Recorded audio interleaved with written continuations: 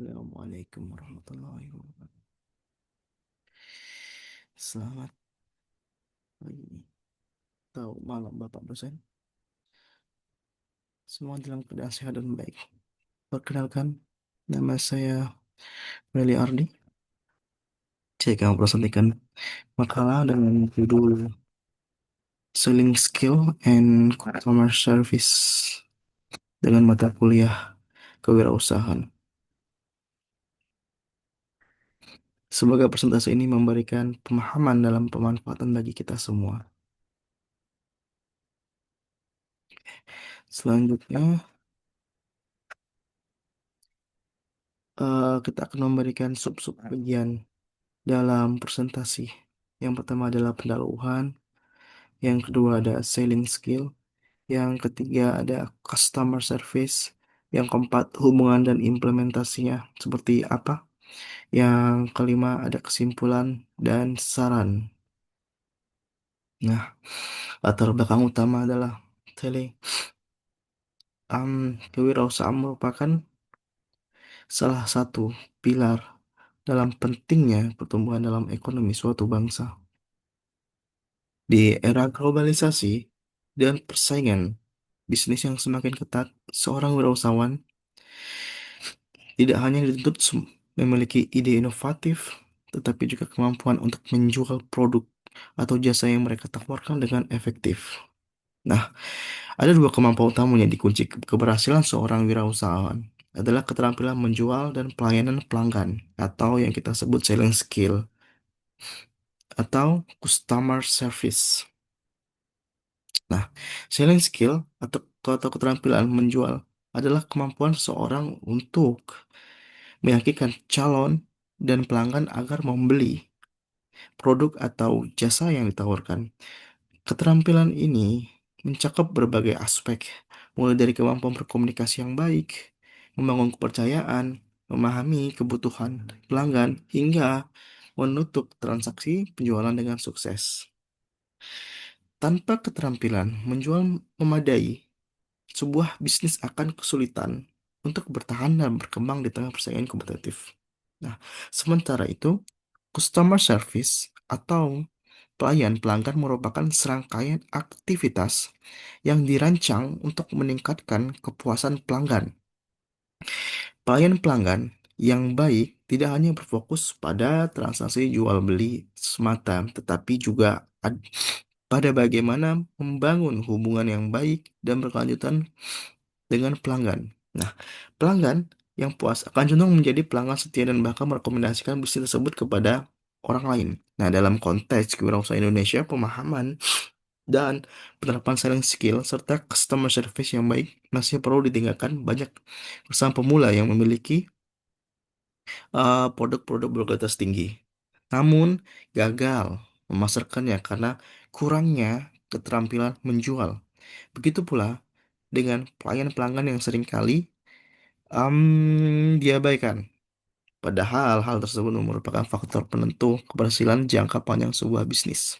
Nah, berikut rumusan masalah dan tujuan bagi pembuatan makalah untuk ini. Yang pertama ada pengertian apa itu konsep dasar scaling. Yang kedua ada apa itu prinsip-prinsip customer service yang baik, yang benar, yang harus dilakukan oleh kebanyakan penjual. Yang ketiga, bagaimana hubungan keduanya dalam bisnis? Apakah ada perhubungan atau tidak? Nah,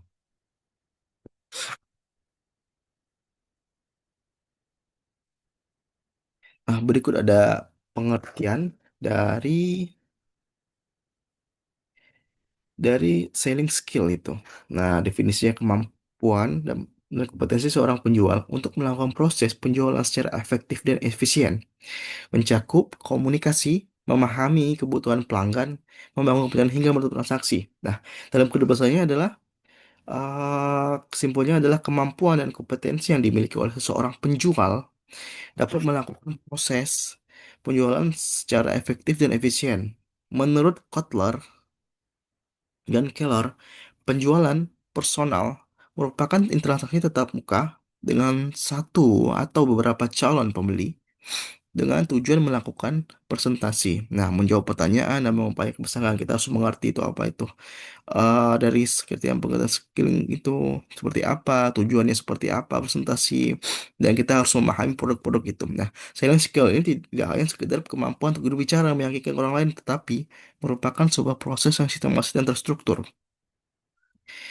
Keterampilan menjual mencakup kemampuan untuk memahami kebutuhan pelanggan, menyesuaikan penawaran dengan kebutuhan tersebut, serta membangun kepercayaan dan hubungan yang baik dalam pelanggan. Nah, maupun ini harus kita berbuat baik dalam pelanggan itu tersebut. Seperti kita harus mempunyai produk-produk tertentu dan kita memasarkan oleh pelanggan-pelanggan tersebut. Nah, mungkin kan produk kita kan tidak satu aja ya, mungkin banyak gitu. Makanya kita harus berbuat baik kepada pelanggan-pelanggan dan menjaga hubungan baik. Nah, dalam konteks perusahaan, skill itu menjadi sangat penting karena perusahaan seringkali harus menjadi tenaga penjual pertama bagi produk atau jasa mereka sendiri. Kemampuan menjual yang baik akan membantu wirausahawan untuk memperkenalkan produk mereka ke pasar, mendapatkan pelanggan pertama, dan membangun bisnis pelanggan yang loyal. Nah, eh ada kita merangkum ada 5 komponen-komponen selling skill. Nah, yang pertama adalah kemampuan komunikasi. Nah, komunikasi verbal dan komunikasi. Yang kedua ada kemampuan mendengarkan aktif. Yang ketiga ada pengetahuan produk. Yang keempat ada kemampuan negosiasi. Yang kelima ada kemampuan closing ya. Kemampuan pertama itu ada verbal dan non verbal yang efektif. Nah, komunikasi yang efektif adalah dasar dari setiap proses penjualan yang berhasil. Seorang wirausahaan harus mampu menyampaikan informasi tentang produk atau jasa dengan jelas, menarik, dan mudah dipahami oleh pelanggan. Kemampuan komunikasi ini mencakup komunikasi verbal, berbicara maupun verbal, bahasa tubuh, ekspresi wajah. Nah, komunikasi itu kita berbaik menjual seperti apa, seperti itu. Nah, yang kedua ada kemampuan mendengarkan aktif, active listening atau mendengarkan mendengarkan aktif adalah kemampuan untuk benar-benar memperhatikan apa yang dikatakan oleh pelanggan, memahami maksud dan kebutuhan mereka serta merespon dengan tepat. Penjual yang baik tidak hanya pandai berbicara, tetapi juga pandai untuk memahami apa yang benar-benar dibutuhkan oleh pelanggan. Contohnya seperti pelanggan untuk membeli laptop, apa yang dibutuhkan dalam sehari-hari. Misalnya buat cuman untuk seperti Office, Excel segala macam untuk komputer gitu kan, kita harus menyesuaikan tepatnya atau menyesuaikan kondisi dalam dalam untuk apa dia membeli komputer itu tersebut. Nah, kita rekomendasi misalkan beli Core i5 buat Office dan segala macamnya. Nah, yang selanjutnya ada product knowledge atau pengetahuan produk. Nah, pengetahuan mendalam tentang produk atau jasa yang dijual merupakan komponen yang tidak boleh diabaikan. Seorang usahawan harus memahami fitur, manfaat, keunggulan, kompetitif, dan keterbatasan produknya sendiri. Pengetahuan produk yang baik akan membantu dalam menjawab pertanyaan pelanggan dengan tepat dan membangun kepercayaan. Nah, kalau misalkan ada pelanggan yang bertanya, apa bedanya Core i5 dan Core i7 dalam laptop itu atau komputer, nah kita harus tahu itu. Nah, itu buat apa? Nah, untuk apa kelebihan kekurangan, misalnya kan Core i5 sama AMD kalau tidak salah itu. Nah, itu kan ada AMD itu buat gaming, Core i7 untuk untuk buat desain dan segala macamnya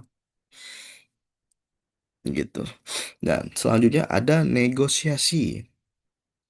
Nah, kemampuan negosiasi atau win-win solution kedua pihak. Negosiasi adalah mencapai kesepakatan yang menguntungkan kedua belah pihak dalam menjual. Kemampuan negosiasi diperlakukan untuk membahas harga, syarat pembayaran, atau aspek-aspek lain dari transaksi sehingga tercapai win-win solution antara penjual dan pembeli. Nah, negosiasi mungkin tawar-menawar ya, tawar-menawar yang sama-sama menguntungkan oleh kedua belah pihak. Yang pertama dia tidak terlalu mahal mungkin. Nah, kalau misalkan ini terlalu mahal nih, mungkin dari pihak dari pihak pembeli itu cuman tidak merekomendasikan kepada teman-temannya untuk membeli produk kita lagi. Mungkin cuma sekali doang kalau dia orangnya tidak enakan. Tapi kalau kalau dia tidak akan jadi pelanggan tetap kita. Atau terus terjadilah ada win-win solution gitu. Mungkin tidak mahal di dia, kita juga tidak mengalami kerugian. Nah, selanjutnya ada closing. Nah, closing adalah tahap kritis dalam proses penjualan atau meminta komitmen pembelian. Nah, dari calon pembeli untuk melakukan pembelian, kemampuan closing yang baik memerlukan kepekaan dalam membaca sinyal dari pelanggan dan mengetahui kapan waktu yang tepat untuk mengajukan pertanyaan akhir. Nah, misalkan dia udah banyak nanya nih, coba kita tanya lagi, Pak, ini keperluannya mana? Apakah ada yang kurang dalam produk ini? Atau dia lebih membutuhkan siapa? Apakah menyesuaikan budget dari dia? Ya, atau ya kita harus meyakinkan lagi untuk pembeli itu membeli produk kita sendiri. Seperti itu. Nah, selanjutnya ada teknik-teknik selling skill. Tidak bisa di atas ya.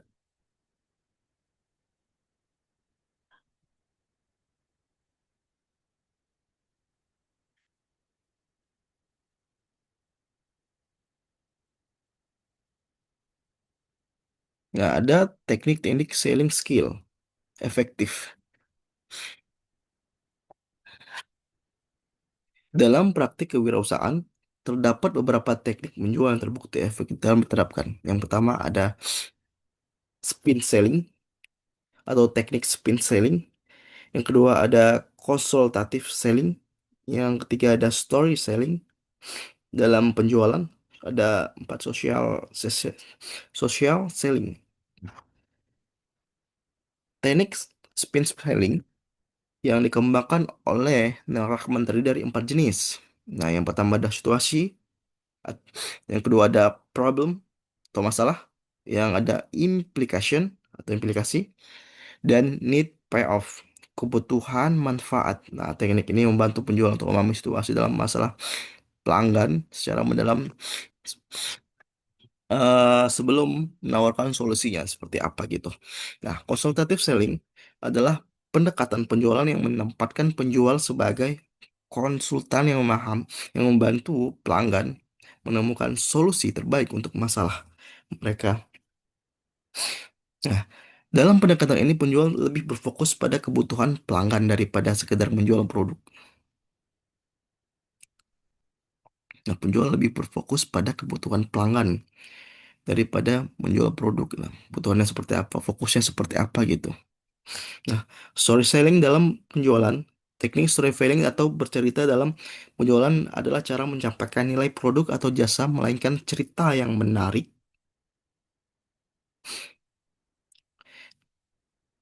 dan relevan.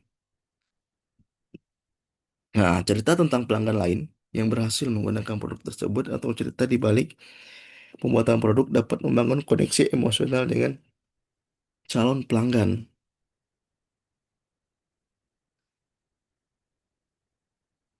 Empat ada social selling. Nah, di era digital sosial seperti ini, selling sosial adalah penggunaan media sosial untuk menemukan, memahami, dan berinteraksi dengan calon pelanggan. Platform seperti Instagram, LinkedIn, TikTok, dan Facebook dapat digambarkan untuk membangun personal branding. Penjual sedang mengidentifikasi proses penjualan. Jadi kalau misalkan spesifikasinya apa, kan kita kan banyak itu lihat di Facebook, Instagram, atau segala media sosial lainnya. Apa kekurangan dan apa kelebihan dari produk ini tersebut. Itu harus kita posting di Instagram gitu supaya mereka itu tertarik. Gitu. Tapi kebanyakan iklan-iklan itu menawarkan positif-positifnya aja, tanpa tahu negatifnya seperti apa. Seperti itu. Dan kebanyakan juga dari sosial media cuma menawarkan dia seperti apa gitu loh. Kebanyakan dalam manfaat-manfaatnya itu tidak ada, cuman oh ini bagus seperti ini gitu. Tapi dia tidak ada tidak ada kekurangannya dalam membuat seperti itu. Produk itu kan ada kelemahan dan kekurangannya ya. Nah, kita harus mencantumkan itu di Instagram seperti itu. Nah, selanjutnya ada customer service. Nah, hmm, serangkaian aktivitas yang dirancang untuk meningkatkan kepuasan dengan produk mulai dari sebelum, selama hingga setelah proses pembelian menurut Ciptonon tahun 2014. Nah,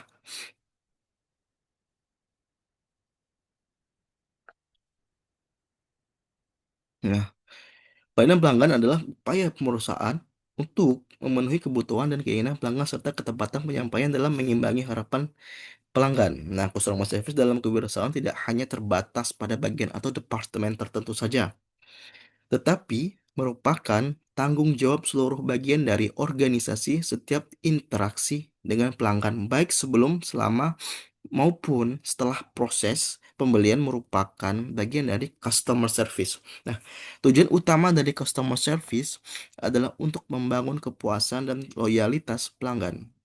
Nah, pelanggan yang merasa puas dengan pelayanan yang diberikan cenderung akan melakukan pembelian ulang dan merekomendasikan bisnis tersebut kepada orang-orang di sekitar mereka. Sebaliknya tuh, pelanggan yang merasa tidak tidak puas akan beralih ke kompetitor dan bahkan dapat memberikan ulasan negatif yang merusak reputasi bisnis. Nah, sini bakal disimpulkan ya, customer service itu perlu kalau jika ada pelanggan yang komplain atau segala macam, kita harus mengasih tahu ini seperti apa gitu,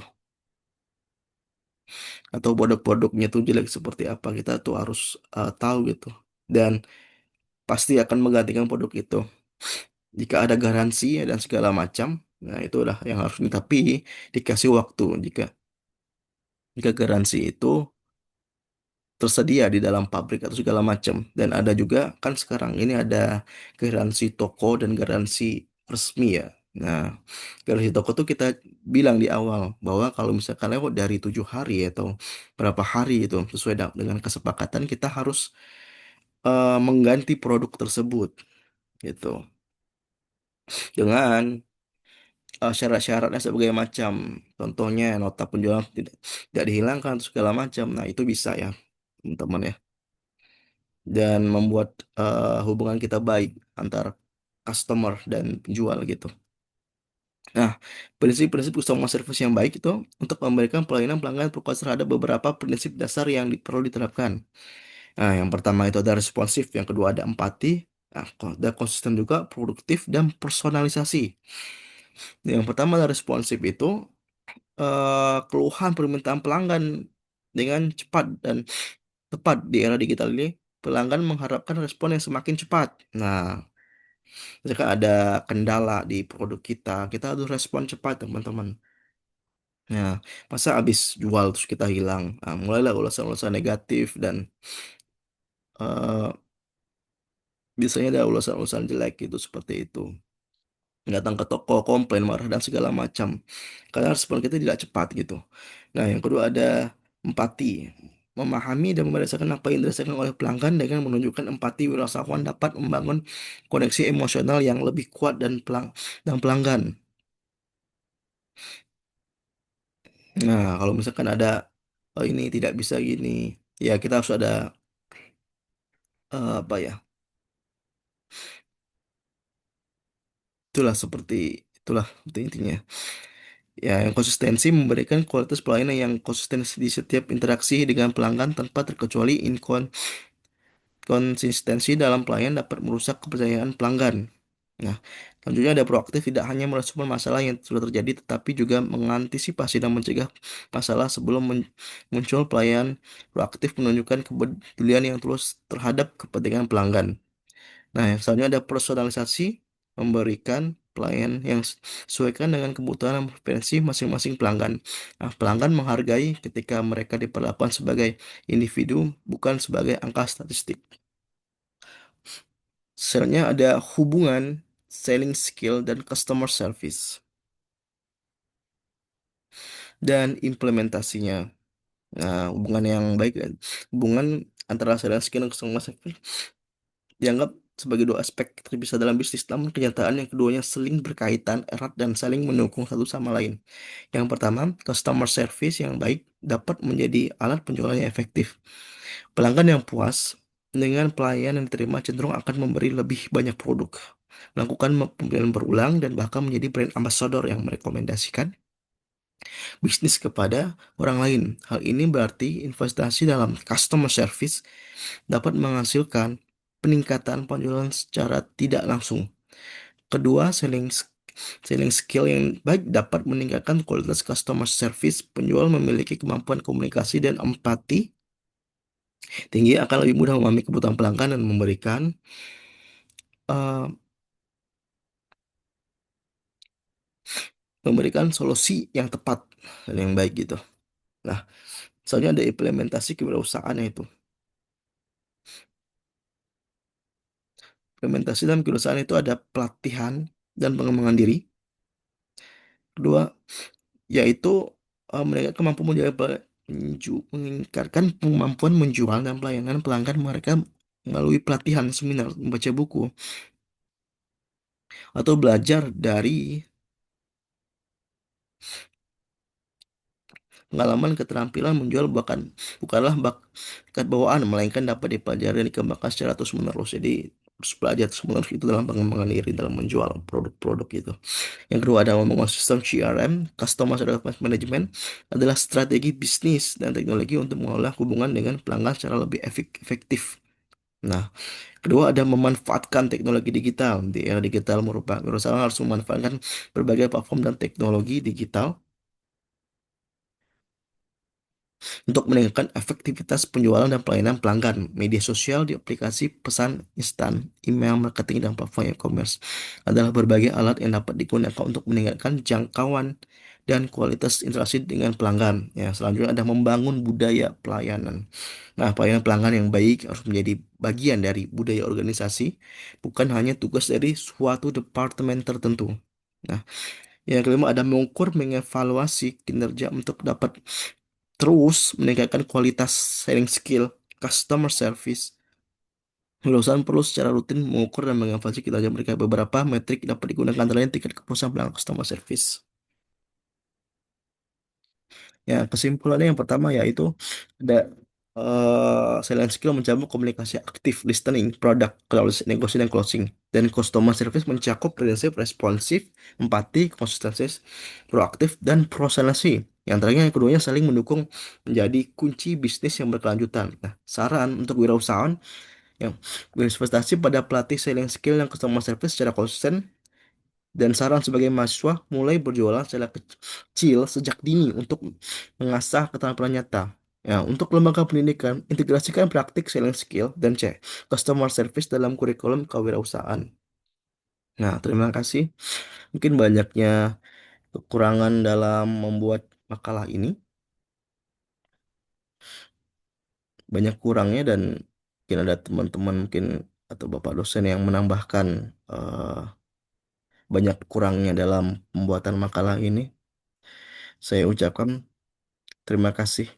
Assalamualaikum warahmatullahi wabarakatuh.